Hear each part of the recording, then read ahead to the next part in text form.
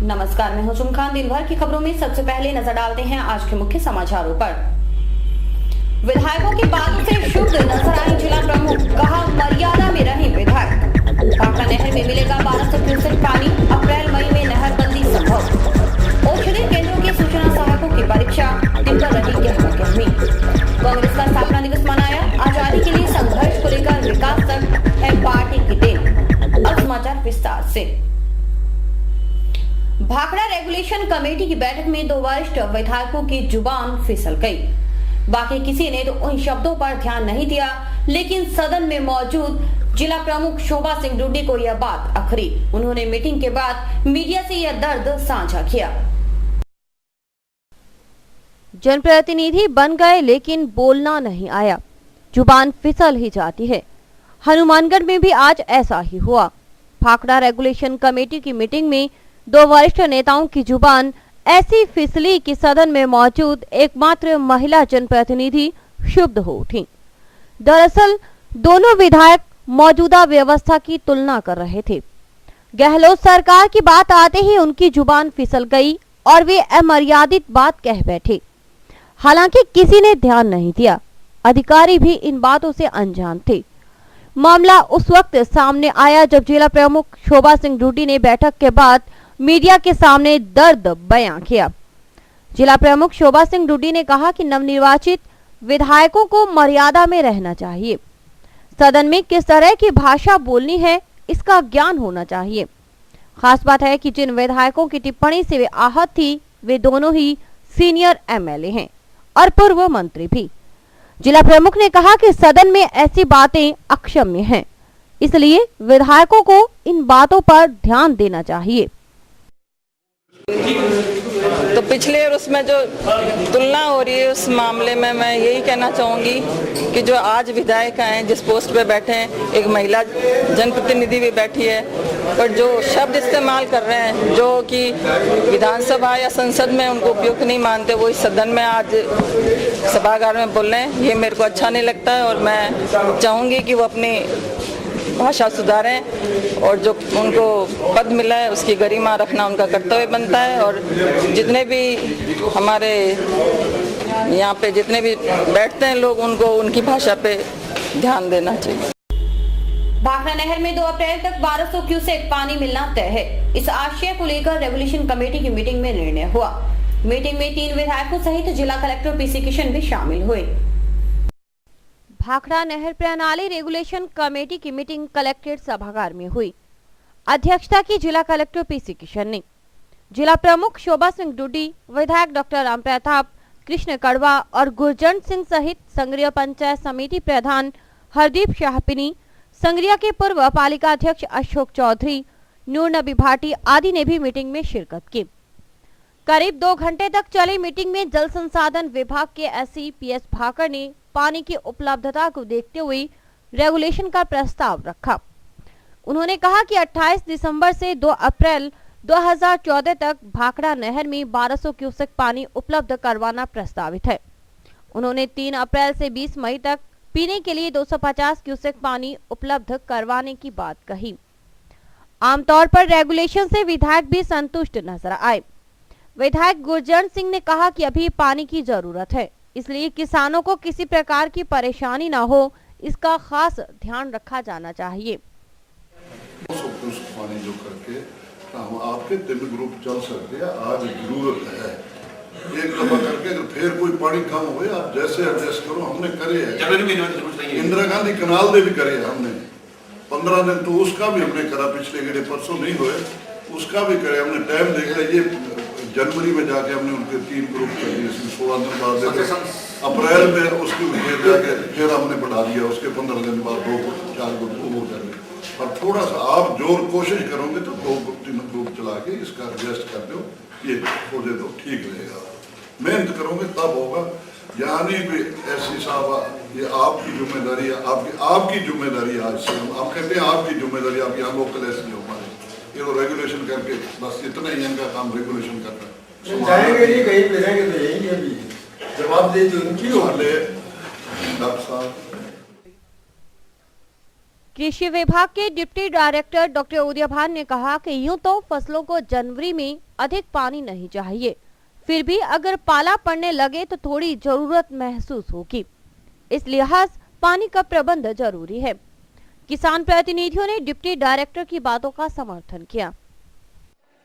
ये तो जाहिर सी बात है साहब कि अगर ज़्यादा पानी मिलेगा तो कोई नुकसान तो वाली बात तो है ही। हम 4 में से 2 ग्रुप चलाते हैं और 4 में से 3 ग्रुप चलाते हैं, तो जाहिर है कि फायदे वाली बात है। जनवरी के महीने में पानी की रिक्वायरमेंट कम होती है, ये सही बात है। लेकिन जब भी पाला पड़ने की कोई भी बात आती है उस समय अपने पास ऑप्शन जो बचने का होता है वो सिंचाई एक ऑप्शन होता है। कि पाला पड़ने की संभावना जब भी होती है, हल्की सिंचाई किसान लगा देता है तो उसमें बचत होती है, फसल बच जाती है।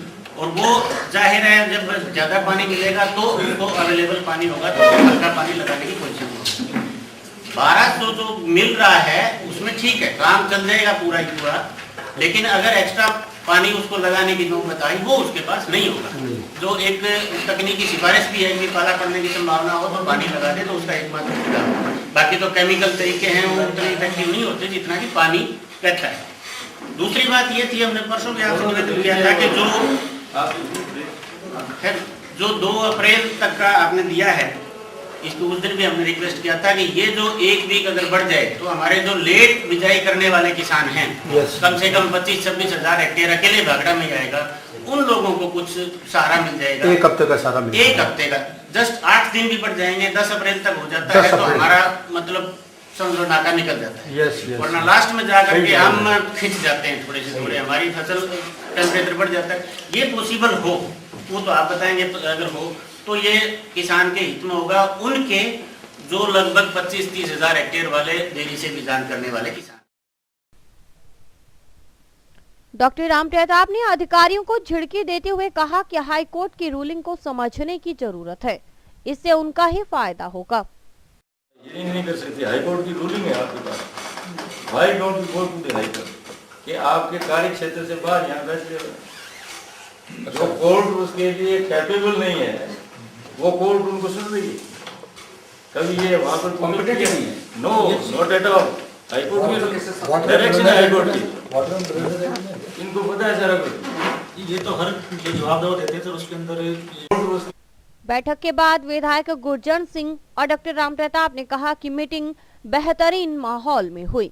किसानों को समुचित पानी दिलाना हमारा दायित्व है। उन्होंने कहा कि संसाधनों की कमी है, लेकिन धीरे धीरे सब ठीक हो जाएगा। नतीजा निकला है क्योंकि जो 5 साल के सोए लोग से कुछ जागे आज हैं। एरिगेशन को कुछ ध्यान होगा कि कुछ ना कुछ काम करेंगे। आज पहली मीटिंग से हमने इतना तो नहीं उनको कहा, पर जितना कह सकते थे आप वहाँ थे तरीके से कहा, और मेरा ख्याल है अगली मीटिंग में अपना सुधार करके लेंगे। हमने इन्हीं से काम लेना है। उनके पास कोई साधन या कुछ उपलब्ध नहीं है, फिर भी हमने उनको कहा कि भी आप हमारे किसान तक पानी नहीं जा रहे हैं, ऐसी सफाई नहीं है, किसी नहर की सफाई नहीं, किसी पर कर्मचारी नहीं है। कोशिश हम भी करेंगे। वो उनको भी कहा है कि जो आपने यहाँ वो कुछ दफ्तरों में बाहर रखे हैं उनको आप थोड़ा फील्ड में भेजो, कुछ लोगों को फायदा होगा। किसान पानी बढ़ाने की मांग कर रहे थे। पानी तो सफाई करेंगे तो पानी बढ़ेगा। ये हम खेती करते हैं तो जो खाड़ा संवारता है उसके खेत में 2 क्यारे ज़्यादा लगते हैं, जो कनाल संवार लेंगे तो हर एक किसान को फायदा होगा। कोशिश करेंगे हम इनको थोड़ा रास्ते पर ले आएंगे, हम भी रास्ते पर किसान से ले आके सफाई में हम भी इनकी मदद करेंगे। रेगुलेशन में पानी किसानों को पूरा दिया जाए, इस संदर्भ में चर्चा हुई, और बाकी का जो सिस्टम में कमियां या खामियां हैं उसके बारे में चर्चा हुई। राज्य सरकार को भी ये सिफारिशें भेजने के लिए करीब करीब जितनी भी बातें हुई सारी सर्वसम्मति से तय हुई। का जो रेगुलेशन है वो 1200 क्यूसेक के हिसाब से डिसाइड किया हुआ है, और 28/12 से लेके और 20/5/14 तक का प्रोग्राम दिया हुआ है, जिसमें 3/4/2014 से 20/5/2014 तक पीने का पानी दिया जाएगा, और इसके पहले सिंचाई हेतु पानी दिया जाएगा। उसके साथ साथ उसमें पीने का पानी भी शामिल होगा, और वो हर महीने 1200 क्यूसेक के हिसाब से दिया जाएगा। पानी की ज़्यादा तो उपलब्धता जो है अभी वर्तमान में उसके हिसाब से वो संभव नहीं है, लेकिन भविष्य में अगर बीच में बरसात हो जाती है या कोई पानी की बचत या एक्सेस पानी मिलता है तो निश्चित रूप से वो कंसीडर किया जाएगा। मुख्यमंत्री निशुल्क दवा योजना के तहत नियुक्त सूचना सहायकों की परीक्षा हुई, जिसमें सूचना सहायकों को प्रशिक्षण के दौरान दी गई जानकारियों से संबंधित प्रश्न पूछे गए। जिला औषधि केंद्र के प्रभारी डॉक्टर प्रीत मोहिंदर सिंह ने उनसे संबंधित सवाल पूछे। मुख्यमंत्री निशुल्क दवा योजना के तहत नियुक्त सूचना सहायकों की परीक्षा हुई। जिला औषधि केंद्र के प्रभारी डॉक्टर प्रीत मोहिंदर सिंह के मुताबिक सूचना सहायकों को पहले प्रशिक्षण दिए गए थे। आज उन्हीं से संबंधित सवाल पूछे गए ताकि पता चले कि उन्होंने अब तक क्या सीखा। प्रदेश के सभी जिलों में यह परीक्षा हुई, इससे उनमें प्रतिस्पर्धा का भाव विकसित होगा। मुख्यमंत्री निशुल्क योजना अंतर्गत हमारे जो हनुमानगढ़ जिले के जितने भी सूचना सहायक हैं, जिनको 2-3 महीने पूर्व इस योजना के अंतर्गत रखा गया था, उनको प्रशिक्षण दिया गया। प्रशिक्षण एक बार पूर्व भी हो चुका था और आज लंच से पहले उनका प्रशिक्षण और उसके बाद अब उनका पोस्ट इवैल्यूएशन टेस्ट रखा गया। ये आज पूरे के पूरे स्टेट के अंदर सभी 33 जिलों के अंदर कंडक्ट हो रहा है और इससे यही है कि भी ये इस योजना के अंतर्गत किस प्रकार का कार्य कर रहे हैं, अब तक इन्होंने क्या सीखा है और स्टेट लेवल पे इनका इवैल्यूएशन भी होगा। और हमारे यहाँ पे आज टोटल 61 जो सूचना सहायक हैं, ये हमारे डिफरेंट पीएचसी प्राथमिक स्वास्थ्य केंद्रों से, सामुदायिक स्वास्थ्य केंद्र से और जिला अस्पताल से भी ये आए हुए हैं। और इस तरह के इवैल्यूएशन और ये प्रोग्राम ट्रेनिंग रखना यही होता है कि ये दिन प्रतिदिन जो कार्य करते हैं उसमें इनमें गुणवत्ता में, इनके कार्य में सुधार हो और आपस में एक थोड़ी सी कंपटीशन की भावना हो, जिससे कि दूसरा क्या कर रहा है, कैसे अग्रणी रहा है। तो ये सोचते हुए आरएमसी से निर्देश प्राप्त हुए थे और आज यहाँ इनका विधिवत इनको प्रशिक्षण मेरे द्वारा, मेरे जो साथी फार्मासिस्ट हैं और जो जिला औषधि भंडार पे कार्यरत सूचना सहायक हैं उनके द्वारा दिया गया। और अब शाम को इवैल्यूएशन के बाद जो फर्स्ट, सेकंड और थर्ड कैंडिडेट हैं उनको हम प्राइज दिया गया है और स्टेट लेवल के ऊपर इनको अगर और अच्छा करते हैं तो वहाँ भी इनको सम्मानित किया जाए। दूसरी तरफ सूचना सहायकों ने कहा कि प्रशिक्षण के दौरान काफी कुछ सीखने को मिला। दवा कैसे रखते हैं और सॉफ्टवेयर आदि कैसे तैयार किए जाते हैं, इन बातों का प्रशिक्षण दिया गया था। और आज हमारा यहाँ पर अप्रेजल एग्जाम हुआ है MNDY से रिलेटेड। इसके लिए हमें सबसे पहले 1.5 माह पूर्व हमारी प्रशिक्षण दिया गया था डॉक्टर प्रीत मोहिंदर जी के द्वारा। उसके लिए हमने जो भी सीखा आज उसके एग्जाम के थ्रू हमने उनको बताया कि हमने ये चीज़ सीख ली है। और हमारा मेन काम होता है कि ई औषधि सॉफ्टवेयर है जो कि ड्रग मैनेजमेंट के इन्वेंट्री मैनेजमेंट के लिए काम में आता है। तो उसके अंदर हमारा मेन मॉड्यूल काम यही होता है कि हम इन्वेंट्री मैनेजमेंट करें ड्रग्स का, और जितनी भी हमें ड्रग्स स्टोर से लेते हैं DDW से उनका इन्वेंट्री करें उसमें ड्रग मैनेजमेंट ई औषधि के अंदर।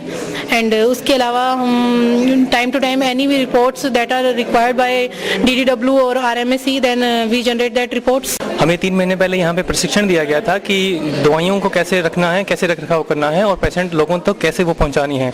उसी समय हमें हर प्रकार के सॉफ्टवेयर को ऑनलाइन करने के बारे में बताया गया था कि जो दवाइयाँ हैं वो मेडिसिन जो आ रही है और वो लोगों तक कैसे पहुँचानी है और उसे कैसे रजिस्टर करना है। आज उसी के ऊपर हमें प्रशिक्षण के तौर पे एक परीक्षा ली गई थी, जिसके द्वारा हमें पता लगा कि हमने जो पीछे काम किया उस चीज़ की सभी गुणवत्ता के बारे में हमें रिकॉर्ड को मेंटेन करने का तरीका बताया गया था। और उसमें हमने आज परीक्षा देकर इस बात को साबित किया है कि हमने जो काम 3 महीने में किया है हमने पूर्ण रूप से अच्छा किया है और लोगों की भलाई में किया है। कांग्रेस का स्थापना दिवस हर्षोल्लास के साथ मनाया गया। जिला कांग्रेस कमेटी कार्यालय में जिला अध्यक्ष सुरेंद्र दादरी की अध्यक्षता में हुए कार्यक्रम में पूर्व मंत्री चौधरी विनोद कुमार और जिला प्रमुख शोभा सिंह डूडी ने भी भाग लिया। उन्होंने कहा कि कांग्रेस का इतिहास गौरवशाली है। कांग्रेस ने पहले देश को आजाद करवाने के लिए 60 साल तक संघर्ष किया और अब देश के विकास के लिए प्रयासरत है। DCC दफ्तर में हुए कार्यक्रम में कांग्रेस के नेताओं ने एक स्वर में पार्टी की गाथा गाई। उन्होंने कहा कि कांग्रेसी होना गर्व की बात है। जिस संगठन ने अंग्रेजों को भगाया और देश को दास्ता से मुक्ति दिलाई, उस संगठन का सिपाही होना भी सौभाग्य की बात है। पूर्व मंत्री चौधरी विनोद कुमार ने कहा कि कांग्रेस का सिपाही होना हमारे लिए गर्व की बात है। जिलाध्यक्ष सुरेंद्र दादरी ने कांग्रेस के इतिहास पर रोशनी डाली। बड़े दिन की छुट्टियों के अंदर इसका एक अधिवेशन किया जाए, उसके अंदर जो प्रांतों के अंदर 4-5 जो नेता काम कर रहे थे उनको बुलाया गया और वहां पहले पुणे के अंदर ये कांग्रेस का अधिवेशन होना था, लेकिन वहां उस टाइम हैजा फैल गया तो पुणे की बजाय फिर ये बॉम्बे के अंदर फर्स्ट 28 दिसंबर को कांग्रेस की स्थापना हुई और बाद में इसके जन्म का श्रेय यूं के साथ साथ सुरेंद्रनाथ बनर्जी, सर जमशेद जी, विश्वनाथ मांगलिक जी और दादा भाई नौरोजी को भी जाता है। अलग अलग कांग्रेस की संस्थाएं जैसे मनाया पहले भी काम कर रही थी। इसका पहला अधिवेशन जो बॉम्बे में हुआ, फिर 1917 के अधिवेशन में सेंट बेसेंट को अध्यक्ष बनाया गया था। उस टाइम ये तिरंगा ध्वजा हमारा अपनाया गया था। उसके बाद में कांग्रेस वास्तव में जब गांधी जी अफ्रीका से आए 1915 में गांधी जी अफ्रीका से यहाँ आ गए थे, उसके बाद में कांग्रेस ने जो है आंदोलन का रूप लिया और 60 वर्ष तक कांग्रेस ने भारत को आजाद करने के अंदर अपनी महत्वपूर्ण भूमिका निभाई। कांग्रेस के अलावा किसी ने भी कांग्रेस को आजाद कराया, देश को आजाद कराने में अपनी महत्वपूर्ण भूमिका नहीं निभाई। उस कांग्रेस का ये इतिहास है और कांग्रेस को आजाद करने के बाद में इस कांग्रेस ने जब देश आजाद हो गया उसके बाद में कांग्रेस एक राजनीतिक दल के रूप में भारत में काम करने लग गई और आजाद स्वतंत्रता आंदोलन के अंदर तो कांग्रेस का योगदान था ही था। कांग्रेस के जिलाध्यक्ष सुरेंद्र दादरी ने कहा कि सिर्फ देश को आजाद करवाना ही कांग्रेस की उपलब्धि नहीं, बल्कि उसके बाद देश को अखंड बनाना और प्रत्येक धर्म, जाति और संप्रदाय के लोगों को एकता के सूत्र में पिरोकर रखना भी सिर्फ कांग्रेस को आता है। दूसरी पार्टियां कांग्रेस की नीतियों के सामने टिक नहीं पाई और आजाद स्वतंत्रता आंदोलन के अंदर तो कांग्रेस का योगदान था ही था। उसके बाद में देश को एक और अखंड रखने के अंदर भी कांग्रेस की महत्वपूर्ण भूमिका थी और किसी अन्य दल की नहीं थी। जैसा हमने सबने देखा कि चाहे इंदिरा जी का बलिदान हो, चाहे बेन सिंह जी का हो, चाहे राजीव जी का हो, कांग्रेस ने देश को एक और अखंड रखा। और जब मतलब आज राजनीतिक बात तो नहीं करते क्योंकि कांग्रेस की स्थापना दिवस का प्रोग्राम है, कांग्रेस के बारे में क्या कहते हैं, कांग्रेस क्या करता है। कांग्रेस की आजादी के दिन देखने वाले ज्यादा लोग नहीं रहे, तो गुलामी के दिन देखने वाले कांग्रेस के स्वतंत्रता का आंदोलन भी देखा होगा। कांग्रेस देश जब आजाद हुआ तब आप हनुमानगढ़ में रहने वाले हम लोग देख लें कि हनुमानगढ़ के अंदर क्या था, हनुमानगढ़ जिले में क्या था, मतलब कहाँ स्कूल थे। हम जब पढ़ते थे एक हनुमानगढ़ में प्राइमरी स्कूल होता था सिर्फ ये हॉस्पिटल के पास, और एक ये स्कूल था फोर्ट का, और इवन देन हनुमानगढ़ के अंदर तो बोर्ड का सेंटर तक नहीं था। बोर्ड के एग्जाम देने के लिए भागला जाना पड़ता था। और आज हर गाड़ी के अंदर प्राइमरी स्कूल है। कहाँ हॉस्पिटल था, एक पुराना छोटा सा हॉस्पिटल था, हर गांव के अंदर हॉस्पिटल है, नहरें है, पानी है, बिजली की तो अपन बिजली का तो जब करते थे ये कांग्रेस का 1998 में राज आने से पहले बिजली हमारे यहाँ मुक्तसर से आती थी और रात को कभी ट्यूबलाइट तो जला के भी नहीं देखते थे, हमारा ऐसा हाल था बिजली का। तो ये सब देन जो है देश आजाद होने के बाद में कांग्रेस की देन है कि औद्योगिक विकास हुआ, सड़कों का जाल बिछा। पंचायत समिति के उप प्रधान राजेंद्र प्रसाद ने कहा कि कांग्रेस का इतिहास गर्व करने वाला है। इसी से हमें कांग्रेसी कहलाने पर गर्व की अनुभूति होती है। हमें पार्टी को मजबूत करने के लिए हर संभव प्रयास करने चाहिए। देश को नेतृत्व दिया है और हमारी पार्टी को बड़े बड़े महान नेताओं ने अपने नेतृत्व से सींचा है और हम उसी कड़ी का एक हिस्सा है। हम भी आज उनसे कुछ सीख रहे हैं, उनके नेतृत्व से, कांग्रेस पार्टी की विचारधारा से, इतिहास से हम सीख रहे हैं। पूर्व मंत्री चौधरी विनोद कुमार ने कहा कि हमें कांग्रेसी कहलाने पर गर्व है।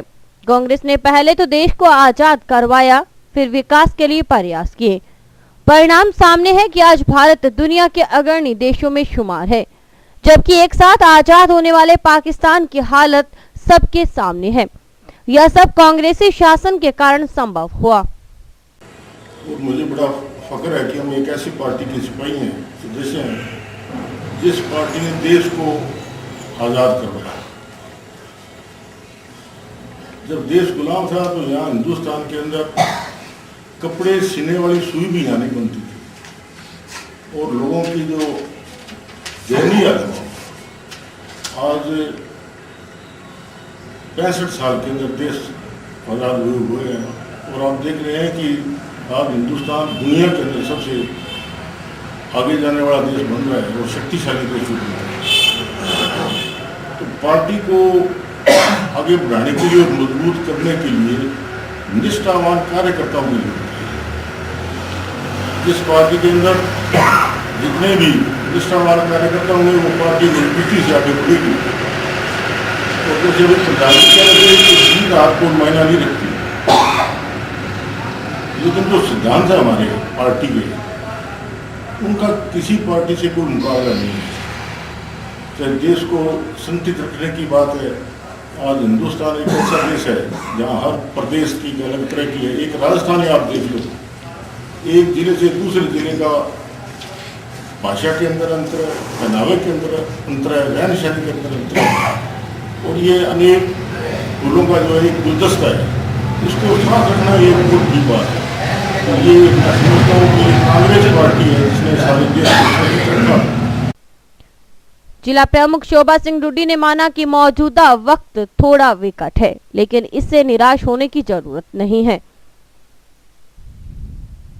और भविष्य में हमारी पार्टी पूरे भारत में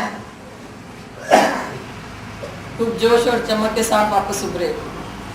वर्तमान में थोड़ी स्थितियां विकट हैं और हमें इसमें घबराना नहीं है, एकजुट होकर और हमें नए जोश के साथ वापस कांग्रेस पार्टी में जोश भरना है। और पूरे साल जैसे कि बताया, राजीव गांधी जी की पुण्यतिथि के अवसर पर जो प्रोग्राम शुरू करेंगे उसके बारे में, पूरे साल जो प्रोग्राम चलेंगे उसमें इतना ही हमें जोश और अपना सहयोग देना है। मैं चाहूँगी कि हमारे कार्यकर्ता और जो यहाँ पे जनप्रतिनिधि हम बैठे हैं अधिक से अधिक मात्रा में जुड़ के पार्टी का हाथ मजबूत करें। समाचार अभी और भी अधिक करिए दिन भर की खबरें। Baby happy modern PG college, a brand for quality education द्वारा स्टूडेंट्स के करियर को ध्यान में रखते हुए विभिन्न प्रकार के कोर्सेज करवाए जाते हैं, जैसे MSc, MA, BCA, BBA, BSc, BCom, BA. College में वेल क्वालिफाइड लेक्चरर्स की कड़ी मेहनत से लगातार 3 वर्षों से स्टूडेंट्स ने महाराजा गंगा सिंह विश्वविद्यालय की मेरिट लिस्ट में अपना नाम लाकर शिक्षा के क्षेत्र में एक नया रिकॉर्ड कायम किया। हाय, आई एम नूरजहां, मैं बीबीए की स्टूडेंट हूं। मैंने बीबीए फर्स्ट ईयर में यूनिवर्सिटी में 3rd रैंक प्राप्त किया था। इसका सारा श्रेय मैं अपने मैनेजमेंट और स्टाफ को देना चाहूँगी, जिन्होंने यहाँ पर मुझे इतनी अच्छी फैसिलिटीज़ प्रोवाइड करवा। Simranjeet Kaur, first year I scored 80% marks, and for this I would like to thank for Baby Happy Modern PG College. The environment of this college is very learning and I have learned a lot of during these 2 years. College में corporate world की आवश्यकताओं को ध्यान में रखते हुए समय समय पर करियर गाइडेंस सेमिनार्स और वोकेशनल कोर्सेज आयोजित किए जाते हैं। महाविद्यालय में library, labs, wifi, playground, canteen, transport आदि फैसिलिटीज प्रोवाइड की जाती है। संस्था का उद्देश्य स्टूडेंट्स को एकेडमिक्स के साथ साथ एक्स्ट्रा करिकुलम एक्टिविटीज जैसे कल्चरल, स्पोर्ट्स आदि में संपन्न बनाना है।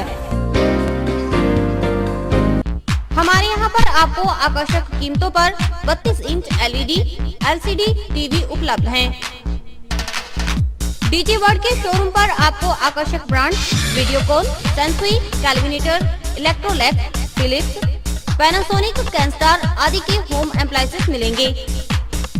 यहाँ पर LED, LCD TV, AC, refrigerator, washing machine, microwave, water heater आदि इलेक्ट्रॉनिक सामान आकर्षक कीमतों पर एक ही छत के नीचे में। संपर्क करें DG world, town junction road, Vijay cinema के सामने, हनुमानगढ़। राजस्थान में सत्ता की बागडोर संभालने के साथ ही मुख्यमंत्री वसुंधरा राजे ने शहरों की सफाई पर जोर दिया है, साथ ही सौंदर्यीकरण बढ़ाने को लेकर उच्च स्तरीय निर्देश मिलते ही प्रशासन सरकार के आदेश की क्रियान्वयन में जुट गई है। एक दिन भी शहर में बेहतर सफाई हो जाए तो वह दिखने लगती है। जनता को बदलाव का एहसास करवाने के लिए मुख्यमंत्री बनते ही वसुंधरा राजे ने एक फरमान जारी किया, जिसमें शहरों को साफ सुथरा रखने और सौंदर्यीकरण पर खास ध्यान देने के लिए कहा गया। मुख्यमंत्री की घोषणा के साथ ही जिला स्तरीय अधिकारियों में उसकी क्रियान्वयन को लेकर सजगता देखी जाने लगी है। कलेक्ट्रेट सभागार में हुई बैठक में जिला कलेक्टर पीसी किशन और एडीएम BL मेहड़ा ने नगर परिषद के आयुक्त और नगर पालिकाओं के समस्त अधिशासी अधिकारियों को 2 टूक निर्देश दिए। वे इस कार्य को गंभीरता से समझें और शहर और कस्बों की बेहतरीन सफाई सुनिश्चित करें। पहला तो राज्य सरकार, जो नवनिर्वाचित राज्य सरकार है, उसने जो कदम उठाया है वो है नगरीय क्षेत्रों की साफ सफाई। ये पहली प्राथमिकता रखी हुई है। तो जितने भी हमारे लोकल बॉडीज हैं उसमें 6 अपनी ये है, एक तो नगर परिषद है और बाकी नगर पालिकाएं हैं। इनके जो भी अधिकारीगण हैं, कार्यकारी अधिकारीगण, उनके साथ में बैठक जिला महोदय द्वारा विस्तृत रूप से ली जा चुकी है। हमारे जितने भी एसडीएम्स है वो उनके सुपरवाइजरी अधिकारी किए गए हैं और बाकी ईओ जो है उनको किन किन बिंदुओं पर विशेष ध्यान देते हुए और शहर की सफाई और सौंदर्य दोनों चीजों को सुनिश्चित करना है, उसकी कार्य योजना जो है वो भी लगभग हमने डिस्कस कर ली है और बना ली है और फिर ये काम भी पिछले सप्ताह से शुरू हो गया है। और कल ये भी प्रयास किया जा रहा है कि हमारे जो माननीय विधायकगण हैं जिले के, उनके साथ भी बैठक करें और हमारे जो सीओ साहिबान हैं उन्होंने अपने अपने जो भी इनके अध्यक्ष महोदय हैं, सभापति है, उनके साथ भी बैठक आयोजित करके और इस बारे में काफी विस्तृत विचार विमर्श किया जा चुका है। तो हमारे पार्षदगण और चेयरमैन साहब की सहभागिता सुनिश्चित की जा चुकी है। माननीय विधायकों को भी कल इस बारे में हम बातचीत करेंगे कलेक्टर साहब के साथ में। और आपके जो भी स्टाफ है उसको भी शायद आप सभी सेंसिटाइज कर लिया होगा और हमारे एसडीएम सुपरवाइजर अधिकारी हैं वो भी अपने स्तर पर इस चीज को निरंतर मॉनिटर करें।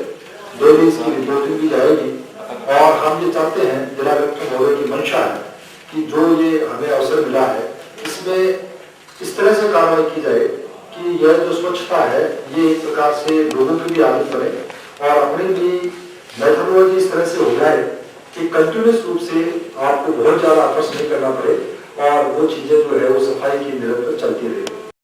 मोबाइल फोन का दुरुपयोग होने लगा है। पुलिस ने ऐसे गिरोह का भंडाफोड़ किया है जिसमें महिला द्वारा पहले फोन पर बातें करवाकर लोगों को फंसाया जाता था और बाद में ब्लैकमेल कर भारी भरकम राशि मांगी जाती थी। अगर किसी के फोन पर किसी अनजान महिला का फोन आए तो खुश होने की जरूरत नहीं। मोबाइल फोन के उस कॉल से कभी भी मुसीबत में फंसा जा सकता है। जी हां, जंक्शन पुलिस ने एक ऐसे ही मामले का पर्दाफाश किया है। सीआई भंवरलाल के मुताबिक पीलीबंगा तहसील के बेअंत सिंह को आरोपियों ने दुष्कर्म का झूठा मामला दर्ज करवाने की धमकी दी और कहा कि अगर बचना चाहते हो तो 40 लाख रुपए दे दो। इसके लिए आरोपी लवप्रीत कौर उर्फ रानी, प्रकट सिंह और जसवंत सिंह ने बेअंत सिंह को जगह बताई और निर्धारित समय बताया जहां राशि देनी थी। बेअंत सिंह ने इसकी सूचना पुलिस को दी और तीनों पकड़े गए। पुलिस के अनुसार एक तरह का यह गिरोह है जिसमें महिला से फोन करवाया जाता है और बाद में ब्लैकमेलिंग शुरू हो जाती है। इज्जत बचाने के भय से कुछ लोग चुपचाप लुटते रहते हैं, जबकि बेअंत सिंह जैसे लोग पुलिस की मदद लेकर अपराधियों को सलाखों तक पहुंचाने में सहयोग करते हैं। बहरहाल पुलिस आरोपियों से पूछताछ कर रही है। ये ब्लैकमेल करने वाला एक प्रकार से गिरोह है जो एक महिला को आगे करके उससे मिस कॉल करवाता है और उससे राजीनामा करवा देने के नाम पर ये मुलजिम जो हैं इसी गिरोह के, वो संबंधित व्यक्ति पर दबाव बनाकर वो रकम ऐंठने का काम करते हैं। इस मामले में अभी तफ्तीश की जा रही है। ये तीनों मुलजिम गिरफ्तारी में हैं। इनके द्वारा और अगर कहीं कोई इस तरह का मामला किया गया है तो इस संबंध में गहराई से तफ्तीश की जा रही है। विधानसभा चुनाव से निपटते ही अब लोकसभा चुनाव की आहट सुनाई देने लगी है। प्रशासन भी उस आहट को बखूबी महसूस कर रहा है। लिहाजा लोकसभा चुनाव को देखते हुए मतदाता पुनरीक्षण कार्य जोरों पर है। एक चुनाव से निपटते ही प्रशासन को दूसरे चुनाव की तैयारी में जुटने की मजबूरी है। हालांकि अगले चुनाव तक प्रशासन की इस टीम की विदाई संभव है। बावजूद इसके जब तक टीम पर हैं, तैयारी तो करनी ही पड़ेगी।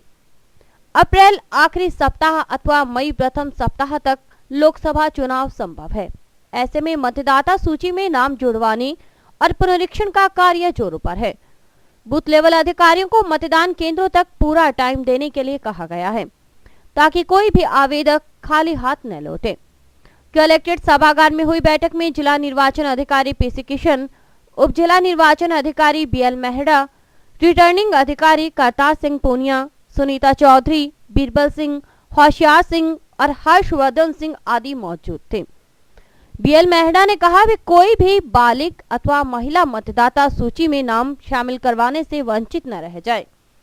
6 बजे तक बीएलओ जो है वो हर बूथ में उपस्थित मिलेगा, तो आप भी अपने पार्षद गण के थ्रू या आपके जो भी मौजूद व्यक्ति हैं नगर पालिका में आते रहते हैं, तो उनको आप विशेष रूप से कहें कि भाई आप वहां पर अभी ये मौका है, लास्ट मौका है, उसके बाद में एमपी चुनाव होंगे, तो आप ज्यादा से ज्यादा नाम जुड़वाएं।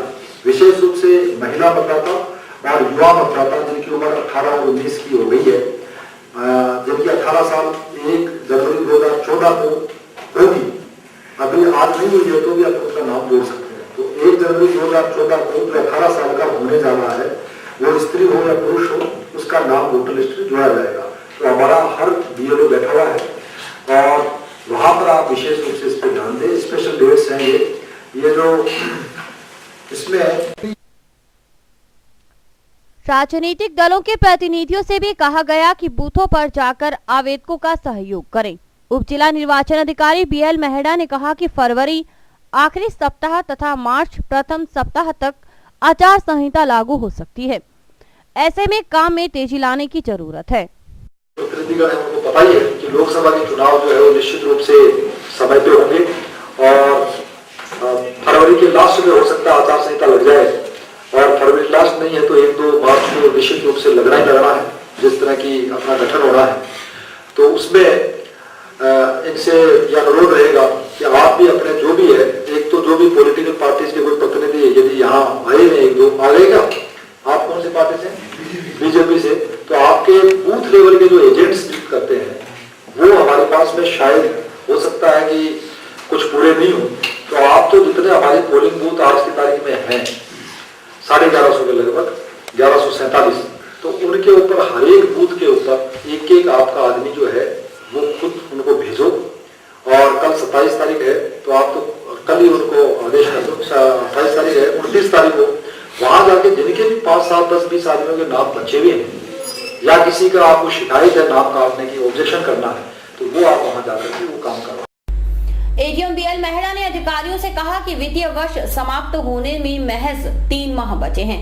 ऐसे में राजस्व वसूली कार्यों में तेजी लाने की जरूरत है, क्योंकि इसमें हम काफी पिछड़े हुए हैं। मेहड़ा ने इसके लिए सभी एसडीओ को विशेष गंभीरता बरतने के लिए कहा।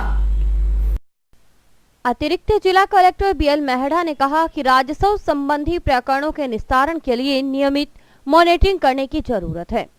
राजस्व न्यायालयों में लंबित मामलों के त्वरित निस्तारण के लिए राजस्व अधिकारी नियमित रूप से इजलास में बैठें।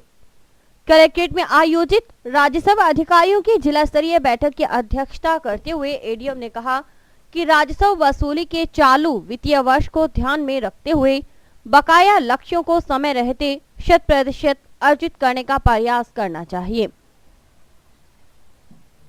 प्रत्येक राजस्व पटवारी निर्धारित प्रपत्र में मासिक सारांश नियमित रूप से तैयार कर प्रेषित करे। इन्होंने इजराय सहित राजस्व संबंधी अन्य बिंदुओं की प्रगति की तहसीलदार नियमित मॉनिटरिंग करने, कम्यूटेशन, जमाबंदी एवं खातेदारी अधिकार की प्रगति नियमित रूप से ऑनलाइन करने की बात कही। उन्होंने उपखंड एवं तहसीलवार विभिन्न प्रकार के ऑडिट पैरा, रोडा एक्ट के तहत ऋण वसूली, एलआर एक्ट तथा आरटीए के प्रकरणों का निस्तारण, खातेदारी सनद जारी करने, राजकीय भूमि का आवंटन, स्मॉल एवं मीडियम पैश भूमि का आवंटन, सीलिंग सरप्लस, इजराय के प्रकरण, राजस्व मंडल के निर्णयों की अनुपालना, जमाबंदी, कम्यूटेशन, कृषि जोत, पासबुक, अद्यतन कर वितरण, पत्थरगड्डी एवं सीमा ज्ञान पेंशन प्रकरण और अनुशासनात्मक कार्यवाही के प्रकरणों का निस्तारण, नजूल संपत्तियों के निस्तारण आदि की समीक्षा कर निर्देश दिए। बैठक में हनुमानगढ़ उपखंड अधिकारी करतार सिंह पूनिया, भादरा उपखंड अधिकारी सुनीता चौधरी, पीलीबंगा उपखंड अधिकारी होशियार सिंह, रावतसर उपखंड अधिकारी रतन कुमार, नोहर उपखंड अधिकारी बीरबल सिंह, संगरिया उपखंड अधिकारी हर्षवर्धन सिंह राठौड़ आदि अधिकारी मौजूद थे। और अभी वक्त है हेडलाइंस का।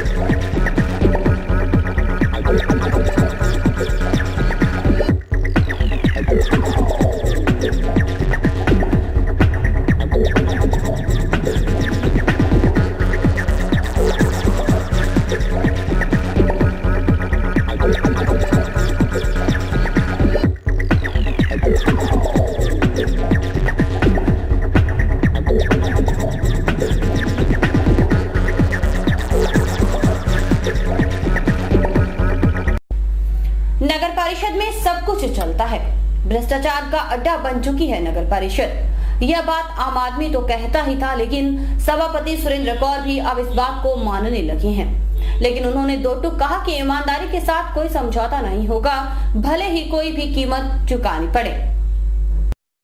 अगर आपके पास धन की ताकत है तो आप नगर परिषद में कोई भी काम करवा सकते हैं। निर्माण स्वीकृति के बगैर निर्माण करवाना तो मामूली बात है, लेकिन नगर परिषद के सभापति सुरेंद्र कौर इसे बर्दाश्त नहीं करने वाली। अब वे मौका निरीक्षण कर तत्काल एक्शन लेने के मूड में हैं। जंक्शन स्थित स्टेशन रोड पर कुछ ऐसा ही नजारा देखने को मिला। हुआ यूं कि नरेश गोयल नामक व्यक्ति निर्माण स्वीकृति के लिए बार बार नगर परिषद के चक्कर काटता रहा, लेकिन अधिकारियों ने कोई गौर नहीं किया। जबकि धन बल के दम पर नरेश गोयल के पास वाली दुकान 4 मंजिला बनाने की मंजूरी दे दी गई। गोयल ने सभापति सुरेंद्र कौर से शिकायत की तो सुरेंद्र कौर अपने पति जसपाल सिंह के साथ मौके पर पहुंची। उन्होंने स्थिति देखी और गोयल को न्याय दिलाने का भरोसा दिलाया। आज हमने एक मौका देखा दुकान का, जो हो रहा है वो बहुत गलत हो रहा है। इसका निर्माण होगा, इसको अभी रुकवाया जाएगा और इसका निर्माण होगा। दूसरी तरफ संतोष गुप्ता नामक महिला का कहना था कि उन्हें जानबूझकर परेशान किया जा रहा है। उन्होंने सभापति सुरेंद्र कौर के सामने अपना दुखड़ा रोया। हाँ, मेरे दुकान बनाने में दिक्कत कर रहे हैं। कभी कहता करोड़ ले ले, कभी कहता 2 करोड़ ले ले, कभी कहता 2.5 करोड़ ले ले। दुकान मैंने बेची नहीं, इसलिए ये पैसे वाले मेरे को बनाने नहीं दी दुकान। 10 साल मैंने मिस्त्री लगाया, 10 साल इनको हटा दिए इसने। और साथ में किसी ने ग्रास करा, ये भी ऐसे करता है। और नेता ने भी आंगली लगाई, छंगलाल ने। हाँ, और मेरा आदमी हमेशा रात को पूरी रात जाकर निकालता है।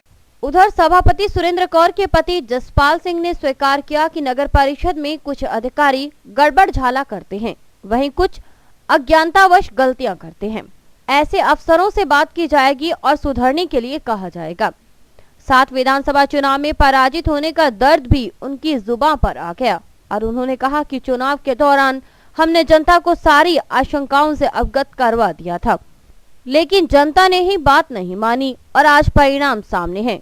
लोग भूमाफिया, बुकी सट्टा जैसे धंधों में लिप्त रहने वालों से परेशान होने लगे हैं। श्रीमती गुप्ता और इसके हस्बैंड आए, इन्होंने अपनी सारी बात कही।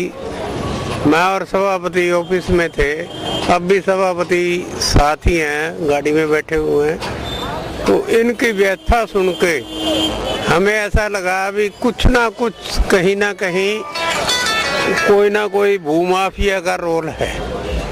और पेशवाणी का नाम आते ही मेरा माथा ठनका। मैंने कहा ये पेशवाणी नाम का एक व्यक्ति जो सरकारी जमीनें, अवैध कॉलोनियां काट रहा है, उसी का कोई ना कोई रोल है। इनकी दुकान गिरवा दी और इनको झूठा आश्वासन दे दिया। बाद में कहा भी आप अपनी दुकान बेच दो। और पास में जो अवैध निर्माण हो रहा है, इसके पास कोई भी वैध स्वीकृति नहीं है। इन्होंने स्वीकृति मांग रखी है, लेकिन उस स्वीकृति के लिए हमारे अधिकारियों की गलती है। उन्होंने सही न्याय नहीं किया। पुमायच में एक प्रेम नाम का नया जयन आया है, उसने भी सामने आप जाइए देखिए, बिल्कुल कॉमन दीवार है जिस पे खिड़कियां बनी हुई हैं। आप देखेंगे जाके, और इस दीवार को उनकी मान के और उनकी जगह कम करके इनको रेस्ट करके इनकी जमीन खरीदना चाहते थे। अब ये सारी बात सामने आई है। मौके पे कमिश्नर साहब को बुलाया, वो कह रहे हैं अभी कोई जरूरी मीटिंग है, प्रेम छुट्टी पे चला गया और सिर्फ एक हमारे जेईएन आए हैं, यहाँ मौके के सफाई इंस्पेक्टर भी आए हुए हैं। उन्होंने भी कहा भी ये इंक्रोचमेंट तो हो ही नहीं सकता, नियम में नहीं है। इस तरह की बात गरीब आदमी के साथ इस प्रकार भूमाफिया के लोग करेंगे तो आम आदमी का जीवन बहुत ही मुश्किल हो जाएगा। आज 9x9 की दुकान के लिए, छोटी सी जगह के लिए इस तरह भूमाफियों ने काम किया। तो मेरा ख्याल है हनुमानगढ़ में जो मैं भाषण में कहता था, सट्टा वाले भूमाफियों का राज आएगा, लेकिन जनता समझी नहीं। और उसका प्रत्यक्ष उदाहरण है डॉक्टर साहब के जीतते ही बाजार में भूमाफियों ने ये इस तरह का कृत्य किया है। आगे भी ये कड़ी चलेगी, लेकिन मैं एक बात कहता हूँ, इस भूमाफिया के खिलाफ जो भी ये नशाखोरी वाले हैं, जो भी सट्टा बाजारी हैं, इनके खिलाफ संघर्ष करूंगा और इनको किसी भी गरीब आदमी पे आंच नहीं आने दूँ। आदेश तो सभापति जी कमिश्नर को करेंगे, कमिश्नर आगे। टाउन स्थित व्यापार मंडल गर्ल्स कॉलेज में चल रहे राष्ट्रीय सेवा सप्ताह का समापन हो गया। इस अवसर पर सांस्कृतिक कार्यक्रम का आयोजन हुआ। वहीं एनएमपीजी कॉलेज में राष्ट्रीय सेवा सप्ताह के तहत बच्चों ने टाउन थाना में श्रमदान किया।